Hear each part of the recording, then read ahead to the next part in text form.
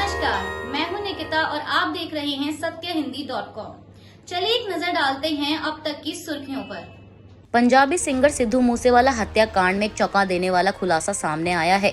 ABP news की एक report के मुताबिक जेल से दिए गए इंटरव्यू में सिद्धू मूसेवाला मर्डर केस के आरोपी लॉरेंस बिश्नोई ने कहा कि गोल्डी बराड़ ने सिद्धू मूसेवाला का मर्डर कराया था, उसी ने सब कुछ प्लान किया था।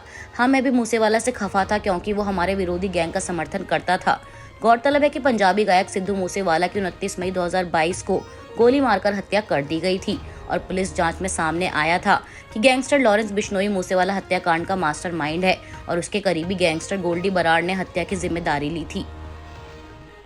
दिल्ली के मुख्यमंत्री और आम आदमी पार्टी के राष्ट्रीय संयोजक अरविंद केजरीवाल इस समय चुनावी राज्यों का दौरा कर रैलियां कर रहे हैं और जनता से उनकी पार्टी को वोट देने की अपील कर रहे हैं।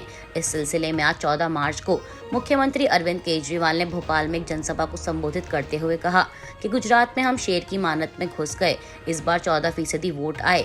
इन्होंने कहा केजरीवाल पर कीचड़ फेंको, इन्होंने मेरे 2 सबसे ज्यादा ईमानदार मंत्री गिरफ्तार किए। सत्येंद्र जैन ने फ्री बिजली के मोहल्ला क्लिनिक बनाए, सारी दवाई मुफ्त कर दी, लेकिन मोदी जी ने जेल भेज दिया, जिससे 18 करोड़ बच्चों का भविष्य अंधकार में है।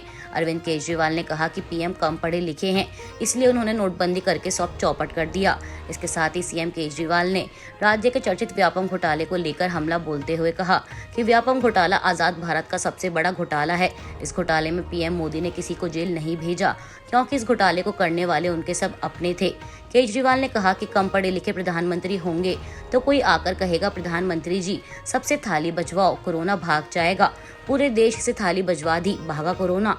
इसलिए देश के प्रधानमंत्री को पढ़ा लिखा होना बहुत जरूरी है।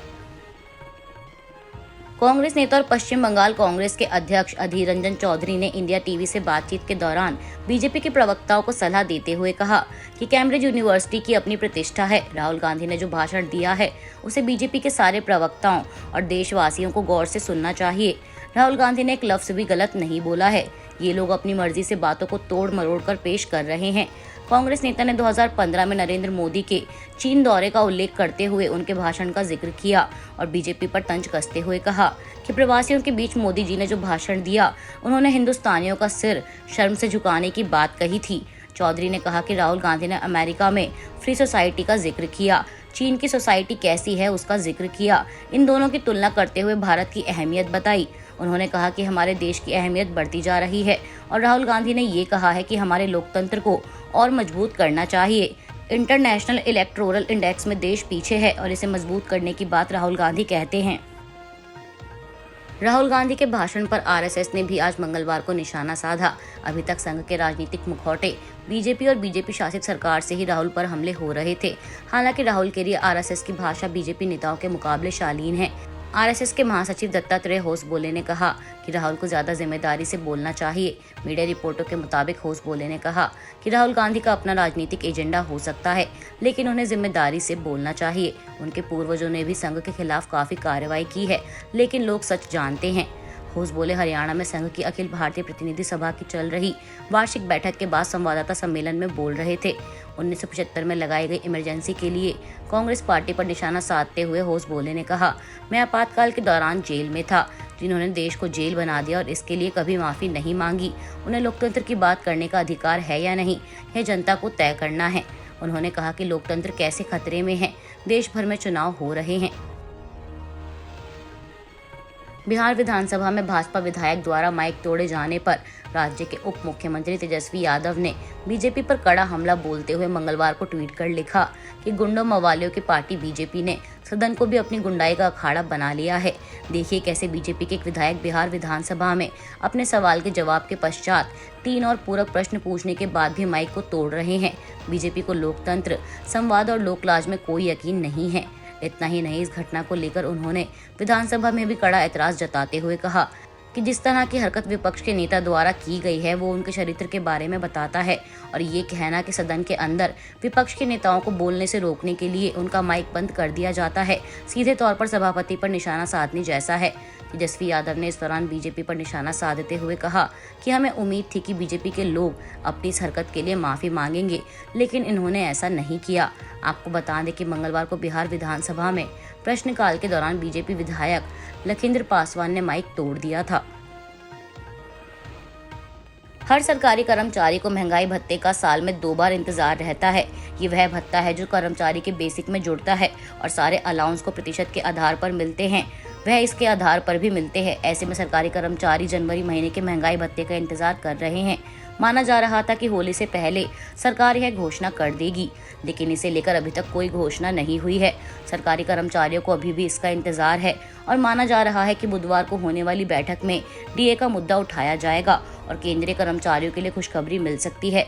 लेकिन फिलहाल इस मुद्दे को लेकर कोई आधिकारिक जानकारी सामने नहीं आई है। वहीं इस बीच खबर है कि सरकार ने यह साफ कर दिया है कि कोरोना महामारी के दौरान रोका गया केंद्रीय कर्मचारियों को 18 महीने का महंगाई भत्ता नहीं दिया जाएगा, जिससे यह साफ है कि इस खबर से करोड़ों कर्मचारियों को झटका लगा है। बता दें कि लोकसभा में प्रश्नकाल के दौरान सरकार द्वारा यह जानकारी दी गई। साथ ही सरकार ने यह भी बताया कि इससे सरकार के 34,402.32 करोड़ रुपए बचे हैं, जिसका प्रयोग महामारी से उबरने में किया गया है। कर्नाटक में विधानसभा चुनाव की तारीख अभी घोषित नहीं हुई है, लेकिन माहौल चुनावी हो गया है। 12 मार्च को पीएम मोदी कर्नाटक में थे और 13 मार्च को असम के मुख्यमंत्री हेमंत बिस्वा शर्मा ने कर्नाटक में बीजेपी के कार्यक्रम में कहा कि कर्नाटक चुनाव सेमीफाइनल में है। हमें बाबरी मस्जिद नहीं चाहिए, हमें राम जन्मभूमि चाहिए। इसलिए मोदी जी को फिर से लाने के लिए कर्नाटक का जीतना जरूरी है।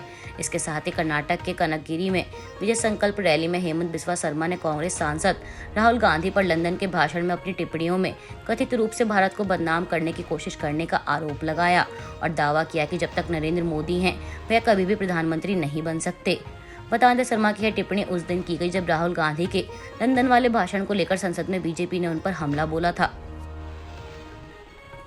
उत्तर प्रदेश सरकार द्वारा नवरात्रि और रामनवमी के लिए किए जाने वाले सांस्कृतिक कार्यक्रमों के आयोजन के लिए प्रत्येक जिले के जिलाधिकारी को 1-1 लाख रुपए की राशि मुहैया कराने का फैसला लिया गया है। वहीं योगी सरकार के इस फैसले का राज्य के पूर्व मुख्यमंत्री और सपा प्रमुख अखिलेश यादव ने स्वागत तो किया, लेकिन साथ ही कुछ सवाल उठाते हुए मांग भी रख दी है। सपा अध्यक्ष ने सवाल करते हुए कहा कि इतनी कम रकम से क्या होगा। इसके साथ ही उन्होंने त्योहारों पर गरीब परिवारों को फ्री सिलेंडर देने की भी मांग की। अखिलेश यादव ने ट्विटर का इस्तेमाल करते हुए मांग रखी कि रामनवमी मनाने के लिए यूपी के जिलाधिकारियों को 1 लाख रुपए दिए जाने के प्रस्ताव का स्वागत है, लेकिन इतनी कम रकम से क्या होगा। कम से कम 10 करोड़ देने चाहिए, जिससे सभी धर्मों के त्योहारों को मनाया जा सके। बीजेपी सरकार त्योहारों पर फ्री सिलेंडर दे और इसकी शुरुआत रामनवमी से हो। दुनिया भर की बड़ी कंपनियों द्वारा की जा रही छटनी का दौर अभी थमा नहीं है। खबर है कि फेसबुक की पेरेंट कंपनी मेटा आने वाले समय में 10,000 कर्मचारियों की छटनी कर सकती है।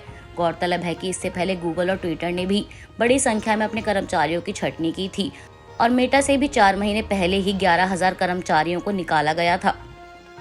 पाकिस्तानी न्यूज एजेंसी डॉन के मुताबिक बख्तरबंद पुलिस की टीम पाक के पूर्व प्रधानमंत्री इमरान खान को गिरफ्तार करने के लिए उनके आवास के बाहर पहुंच चुकी है और अब किसी भी वक्त उनकी गिरफ्तारी हो सकती है। इस बीच खबर है कि पीटीआई अध्यक्ष इमरान खान को गिरफ्तार करने पहुंची पुलिस की टीम पर उनके समर्थकों ने जमकर पथराव किया है। आपको बता दें कि इमरान खान पर पहले से ही तोशाखाना मामले में कोर्ट में सुनवाई चल रही थी और अब उन पर महिला जज और पुलिस के वरिष्ठ अधिकारियों पर धमकाने का आरोप लगा है। अब इस मामले में कोर्ट ने इमरान के खिलाफ गैर जमानती वारंट जारी किया है और पुलिस को आदेश दिया है कि उन्हें गिरफ्तार कर ले। आज के लिए बस इतना ही। बाकी की खबरों के लिए बने रहिए सत्यहिंदी.com के साथ।